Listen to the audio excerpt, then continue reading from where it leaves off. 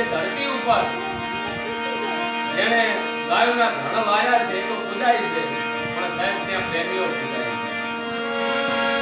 એ વાત કરવી છે એના માટે કવિએ સારું લખ્યું છે, પણ ખાસ કરી દરેક મિત્રોને જણાવવાનું કે એવા દરણ ગામના હર શહેરમાં અને એમની એક પોતાની યુટ્યુબ ચેનલ છે, જે ચેનલનું નામ છે HSB બ્લોગ.